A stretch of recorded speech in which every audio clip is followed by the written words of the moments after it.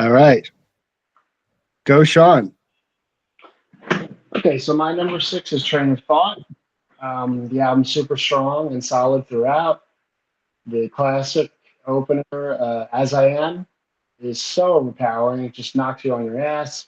The execution on track two is phenomenal, which is the second part of the five song um, slash 12 step suite, whatever.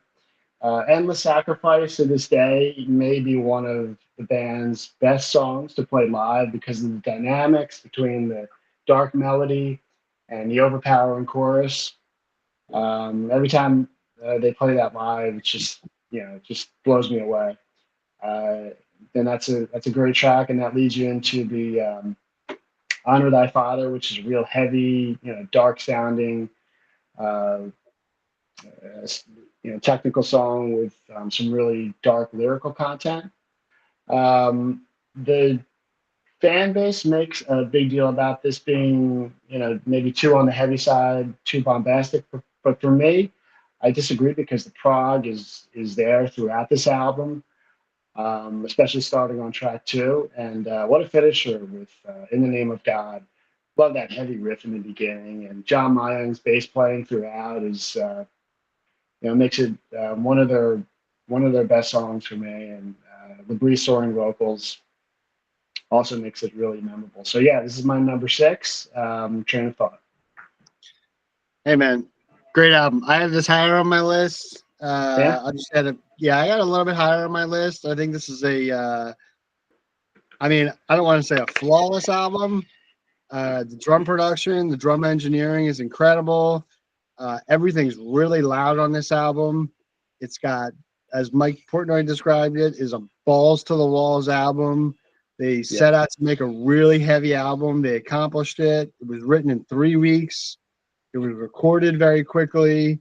It's got, this isn't one of those albums where you can say, oh, it has some of the greatest Dream Theater songs. It's just got really good Dream Theater songs. In the Name yeah, of God is a perfect example. It's the longest song on the album. It's the trailer. It's 14 minutes. Maybe their best lyrical, at least probably by Petrucci, maybe his best lyrical contribution yeah, to the band. In the Name of God, it gives you a kind of an insightful look on what it's like to grow up as a Muslim in a very extreme world where you're kind of brainwashed and you're brought up a certain way to dislike certain people. And this kind of manifests itself through religion, and it questions whether religion is good or religion is not always good. Really great lyrical contribution. It's got a great instrumental in Stream of Consciousness. But right now, I'll kind of leave my comments there because it lands higher on my list. And next up, we're going to talk about my number six song. I'm sorry, my number six album, which is their 1997 release. Now, Sean had this a little bit lower than I did. Sean had it 14 or 15. This is probably one of the few areas where Sean and I really radically have a radical departure on what we think of a certain Dream Theater album. And this is Falling to Infinity from 1997. And I actually I'm going to pull up I'm going to share my screen. I'm going to show you Falling to Infinity. You'll note that the last track on it is a bonus track, Take Away My Pain demo version bonus. And if you really love this album, here's why I love it. It starts off with New Millennium, great opening track. It makes a statement. We're gonna be progressive. We're gonna be a little bit more radio friendly. A lot of catchy hooks on this album. Burning My Soul is a great classic poppy with some good instrumental work by Mike Portnoy and the band. Burning My Soul.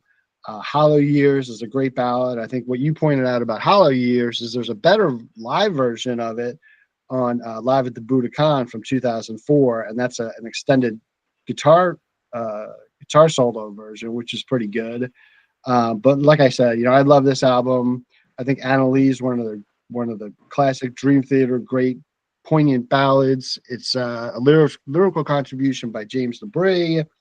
He talks about a young girl who's gone through some difficult times as a youngster and how it reflects on her as an adult, as something that as adults we can kind of relate to, and how your childhood can affect your adulthood and your happiness. And Trial of Tears is a great song. The one thing I'll say about Trial of Tears and the rest of the album, it's not a really technically challenging album by Dream Theater. I think that's maybe why it's not as high on some Dream Theater fans' list, is because it's not like Images and Words. It doesn't sound like a dramatic turn of events. They were simply going for something commercial. Hollow Years is the perfect example of that. It's a really borderline cheesy ballad. I used to put this album on back in 1997 when it first came out, and my friends were kind of like, "Turn this crap off. This is," you know, you know. But if you love Dream Theater, I think you should give this album a chance. It grows on you very quickly. It does have great instrumental, and Hell's Kitchen stays away from really challenging instrumentation, which they get to in the next album on Metropolis Part 2. Part of the reason they went that direction in Metropolis Part 2 was because this album was so quote unquote soft as far as the progressive tone and the metal tone. So that's kind of where I'm at on this. It's got one or two songs that aren't that great. Obviously, You Not Me is not a great song you really want to spend too much time investing in. Same thing with Just Let Me Breathe, kind of very low quality Dream Theater songs. I think what you noted about You Not Me is there's the demo version of it, which is on the Hollow Years single. It's Hollow called Years. it's just called right. It's called You or Me. Yeah. Better lyrics, not as cheesy, better instrumentation, just a much more Dream Theater fan kind of song you can get used to. Whereas You Not Me kind of sounds like they were just trying to make money. That's not what Dream Theater is good at. Listen to the rest of this album. Give Burning My Soul a chance. Give Hell's Kitchen a chance. I think what you said about Lines in the Sand being, a highlight as far as John Petrucci's solo, guitar solo, I agree with that. I think it's one of his best guitar solos. It's a great song. The production on this album, I think, is top notch. It was produced by Kevin Shirley, who has done work with Iron Maiden and Aerosmith. He also engineered Counterparts by Rush. So he was kind of like a hot name at the time. And they got a good producer, and they put out, I think, what they wanted to put out. It just didn't work with Dream Theater fans, and it may have turned some fans away. But I have this ranked 6 out of 15. So I still think it's a good album. It's worth listening to. Any thoughts from your end, Sean? Yeah, no, I would say if you like this album, you should listen to Sons of Apollo, which is when Mike Portnoy and Derek Sherinian were both at a Dream Theater, and they put together a band that was doing progressive metal, and they even played two of these tracks when they began to tour. They played well, let me see. They played Lines in the Sand, and they played, what was the commercial song, the track 9? I forget the name of it. Oh, Just Let Me Breathe. They played Just Let Me Breathe. Yeah, and they did a great version of Lines in the Sand. But if you like that era of Dream Theater, then definitely if you want to hear something along those lines, definitely check out those two Sons of Apollo's albums, because they're great. And Sherinian's contributions to this band shouldn't be forgotten, because he you know he put in some great music, some great musical contributions here. I definitely agree. You made a good point that this is not Dream Theater at their, kind of playing with one arm tied behind their back, I guess would be one way to put it, because they weren't doing super technical stuff here. But it's definitely Peruvian Skies holds up really well after all these years. But yeah, some good points there. Thank you. Appreciate that. So really, now we're going to get into the top 5 of Dream Theater. And I got to say, this is a little bit of a departure for me and you. You have your number 5. You have I have it higher on my list. You have it number 5. I'm going to show you Awake from 1994. This album is your number 5, and I have it higher on my list, but I'll let you take it away and go down the track listing and tell me what your thoughts are on this one. All right, so let me pull that up. Yeah, so Awake. I knew I'd have to defend my decision here a bit, and that's what's kind of fun about these rankings. For me, this is definitely part of their blueprint for success. You know, I don't think the production on this has aged particularly well. I think Kevin Moore was definitely feeling like he was left out of the creative process a bit, but I mean, pound for pound, song for song, it's still a great album. I love the opener. I love, the heavy stuff. This is where we first hear John Petrucci's use of the 7-string guitar, so you get that heavy sound on track 2. And you get the heavy sound on Lie, you get the heavy sound on The Mirror, track 2, Caught in the Web. So those 3 songs are this is the first time we hear him using that instrument. And that's been a staple in the band's sound for, 30 years now. So definitely an important album. The closer is interesting. I mean, it's something that,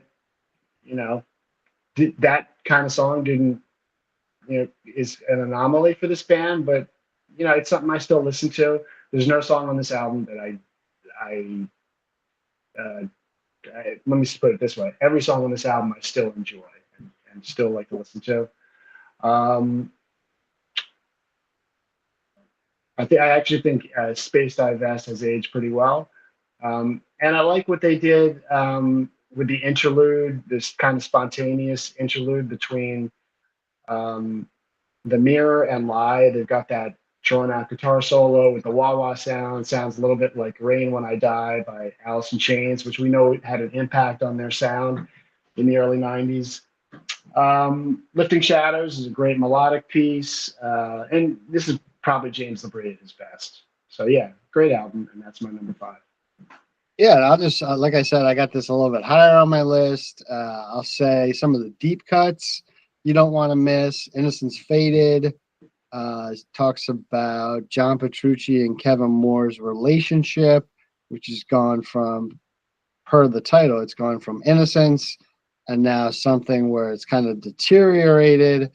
And during the recording of the album, Kevin Moore became a bit disinterested. He was often seen just reading a magazine or reading a book and not engaged in the songwriting.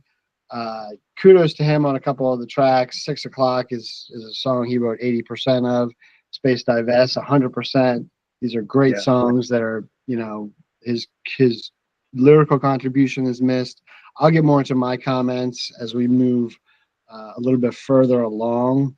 But right now, I'm going to share my screen and show you what is called Metropolis Part 2, which is my number 5. This album was released in right about 25 years ago. I believe it just had its 25-year birthday. It was released in 1999. And the story behind this album was really they were trying to make a statement coming out of or coming off of Falling Into Infinity. They came out with this really technical, heavy, big storyline, big concept album. You have it higher on your list, and I understand that. This has got maybe two of their best instrumentals songs with Overture 1928. It's got maybe the most famous progressive instrumental of all time in the Dance of Eternity, which was modeled after Metropolis Part 1, the instrumental section. They used some of the bass solo and the rest of the band playing underneath the bass solo. You have a storyline, which is kind of interesting. Are the lyrics great? You could argue that the lyrics are kind of cheesy and they're a little bit forced. this is really, I mean, I give credit to Portnoy on this album because I think he really led the production of this album. This is the first album that Dream Theater produced themselves. In particular, Portnoy and Petrucci produced it. They get credit for it. I personally think it was a Portnoy produced album. I think the concept was his idea. I think he's the one who said, let's take Metropolis Part 1 and make it into a Part 2. Hell, let's make it into an entire album. They wrote a preliminary Metropolis Part 2 during the Falling into Infinity sessions, and there is, I believe it's a 16 or 17-minute Metropolis Part 2 demo, which is totally different than this. They only used a couple of the ideas from the original Metropolis Part 2. They just said, you know what, we're going to make a statement. When I bought this album in October of 1999, there was a sticker on it that said the most audacious, daring, experimental album in their 15-year history. It was really a big album for them, and it stands the test of time. You know, typically I have this number 5 out of 15, so I'm probably not your typical fan who says this is it. This is where Dream Theater begins and ends. I can understand that. Some of the songs are masterful. I think Home is probably the highlight of the album. Some of the vocals, some of the backing vocals that Portnoy and Petrucci do, and Labrie probably has a hand in that as well. Some of the backing vocals on that song are probably the best multi-backing vocals that Dream Theater has ever recorded and ever will record on Home. There's a shortened version of it, which you can find on the single. It's a radio edit. That was their first song. It's got a heavy riff coming very similar to Metropolis. They use a lot of the same ideas from Metropolis Part 1 throughout this album, except they come up with a different story that happens to be based on the movie Dead Again. If you ever want to watch that, you'll see the similarities and where Portnoy got the idea about the therapist killing Nicholas and Nicholas going back to real time. And they even used the JFK Jr. News story at the end of the album to bring you back to present day. So that's kind of an interesting twist. And if anybody remembers that period of time, it was 25 years ago, kind of brings you back to that year and how sad that story was about JFK Jr. So they tie that in as well, which is interesting. I don't know. I know you have this higher on your list. You know, do you want to add any other comments right now? No, it's just interesting. Some of the good nuggets there on the the backstory. Something about this that is interesting is they had this guy David Bottrill, who is a pretty well-known producer. He just produced Mastodon's last album, which is a great sounding album. He produced Anima by Tool. Yeah, great album. Yeah, and he produced at least one or two of the early Muse albums. I think he produced, I forget the name of the album. It's Muse's second album, and it's one of their better sounding albums. But he actually did the mixes. And what happened apparently is John Petrucci wasn't happy with the lack of heaviness in the mixes, so they threw out all his mixes except for the first track, which is just acoustic guitar and vocals, and they kept track 9, 10, and 12, but then they asked Kevin Shirley to remix the rest of them, and he obviously did a great job with the mix because you got the heaviness comes through, and just the instrumentation is balanced perfectly. If you go listen to his mix, the first set of mixes by Bottrill, it really didn't sound too good. So I think they made the right move there by going back to Kevin Shirley. Yeah, there's a couple other things I want to mention about this album. If you go onto YouTube, you can find somebody somehow remixed and remastered Dance of Eternity. If you like that song and you like Dream Theater, this is Dream Theater Unleashed. You can go on YouTube, just type in the Dance of Eternity Dream Theater remixed and remastered. You know, if you like this album, you're gonna love that little mix.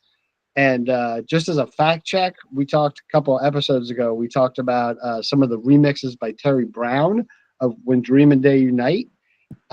He remixed, and it's on YouTube. He remixed Afterlife and Status Seeker. I looked those up yesterday. Mm-hmm. Those are some fantastic mixes. If you Yeah. want to get into some really deep Dream Theater and some uh, some of the really early work with Charlie Dominici, if that's something that you want to explore, check out those two mixes of those two songs. They're a big improvement on the actual recording of the album. Unfortunately, you won't see that album promoted because Dream Theater does not own the rights to the songs. They make no money when that album is sold, so you know they don't play it live very often. On this tour, I don't think they're playing any songs off it. I'm speaking of When Jim Day Unite. So just a Right. fact check there. Those are the two songs that were remixed by Terry Brown. They were remixed right around the time the album was released, and nothing went anywhere. But that's Status Seeker and Afterlife, remixed by Terry Brown on YouTube. You can find it. Only place you can find it, as far as I know. So we'll get Okay. back to Metropolis Part 2, which is higher on your list. Right now, we're going to go back to Dream Theater, the self-titled album from 2013, which you have pretty high on your list here, Sean. I disagree. I don't think it's as high. It's not as high on my list. It is a good Dream Theater album, no doubt. But I'll let you take it away and share your thoughts on Dream Theater's self-titled release from 2013. Yeah. So I have this number 4, and let's get the right off the bat. Yeah, most DT fans would not put this so high, but for me, this is as good an album as they could have made at that point. I love the instrumental intro, which is something they never did before. That leads you into The Enemy Inside, which is just a stone cold classic. I mean, the heaviness, that monstrous riff, and the overpowering intensity. And this is where they unleashed Mike Mangini on the listening world. I mean, he just sounds like just a monster on the kit. Love his drumming on this album. I love the mix on this album, as we talked about before. Rich Chicky, I think, did the mix on this album, or did the engineering at least.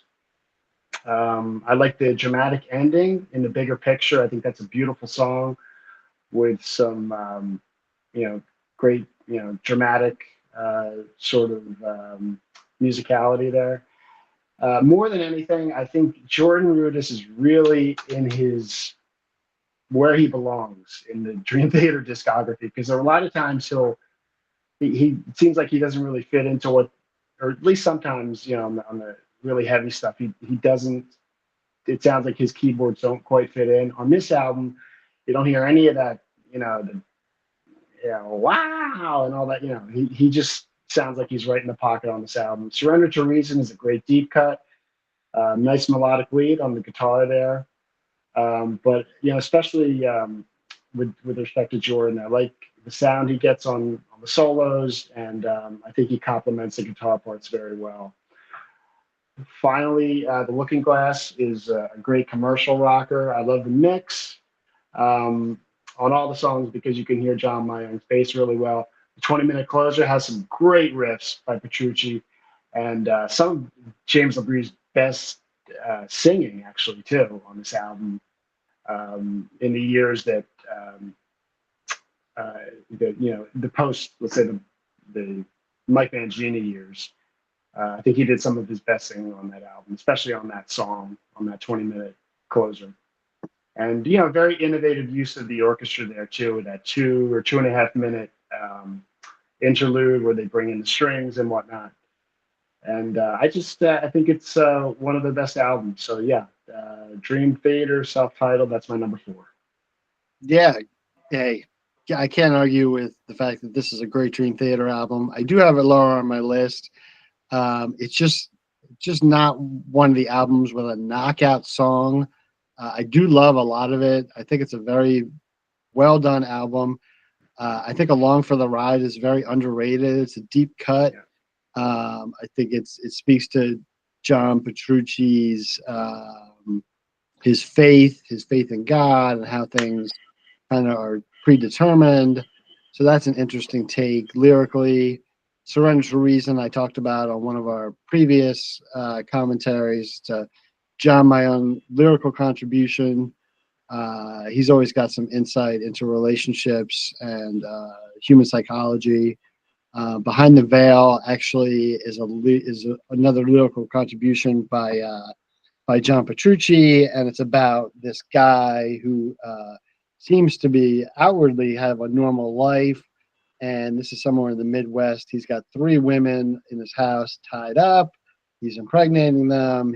They're having babies, and they're being held hostage for years and Oh yeah, years. right. That's what that song is based off of. That story. If it jogs your memory, then that's an Yeah, interesting it one was a guy from lyrically. Cleveland. It was happening in Cleveland, somewhere in Cleveland, right? Yeah, I believe it Cleveland, was in Ohio. it was in the Midwest. Yeah, so Yeah. he had these people tied up, and John Petrucci wrote some lyrics about it. Very interesting. The bigger Okay. picture talks about, I guess, kind of what is the meaning of life. What are some of the things this is another Petrucci lyrical contribution. I will say that, like I said on one of the previous podcasts, the sound of the drums is a little bit disappointing. Drums sound a little bit overprocessed. The snare drum sounds a little bit too top 40. The bass drum sounds a little bit too clicky. I think they could have gone for a more organic sound. Regardless, I think that's what Petrucci wanted. He was trying to get an images and words drum sound. He definitely got it. He got what he wanted. I don't think it serves the album well, but otherwise, I respect the fact that it's high on your list because it does have many redeeming qualities. So the next album we're going to go to, and this is the last one we'll talk about. This is my number 4, and that is Train of Thought. I have this very high on my list. Uh, I don't know, Sean. I mean, what else can you say about this album? As I Am. I mean, if they put that song out now with their reputation, it would probably get nominated for a Grammy. It's got an amazing drum solo towards the end of the song. It's got a great guitar solo by Petrucci. You know, he has a blazing fast guitar solo. It just blows you away. This Dying Soul is probably maybe the best song of Mike Portnoy's 12-step suite, which we said before is comprised of 5 songs. Endless Sacrifice has a catchy keyboard and guitar solo in the middle of the song, which gives it kind of a commercial appeal. Great lyrical contribution by John Petrucci on that song, talking about the dedication of his wife, how difficult it must be for her with him touring and being all over the world for all these years, and how he has this undying need to his undying dream of leading this band through the years. That's John Petrucci, obviously. Honor Thy Father is a dark song. Great riff by Petrucci. He's used that motif, that staccato, crunchy riff. He's actually used the Honor Thy Father riff idea in The Alien and I think Surrender to Reason. So that riff was so great that it reappears later on in some of their later works. Stream of Consciousness, as I said earlier, is a great instrumental piece. I believe it's 10, 11 minutes. And then it ends with a great epic, In the Name of God. Great drums, great bass line towards the middle of the song, where there's an instrumental section. Classic Dream Theater, just a classic overall, great Dream Theater album. Kind of stands alone in their library as the heaviest statement that they've made throughout their careers. I think they're happy they made it. They made it really quick, came together quickly. Really, all positives for me on this one. All right. Yeah. Good comments there. I would just add that I'm just reading this on Wikipedia now. I don't know if I had ever heard of this, but the lyrics to Vacant were inspired by James LaBrie's daughter, who fell into a short coma after suffering a sudden, unexplained seizure 3 days before her 7th birthday. Interesting. Didn't know that. Yeah, Yeah. that'll probably make the song more interesting next time I listen to it. So that's our show. That was 6, 5, and 4, and 4, 5, and 6. We talked about Train of Thought. We talked a little bit about Awake. We talked about Dream Theater, the self-titled. Please tune in next time for our top 3 Dream Theater recordings, studio recordings. That is. That'll be next when we publish that in the coming days and weeks. Have a great day. Okay.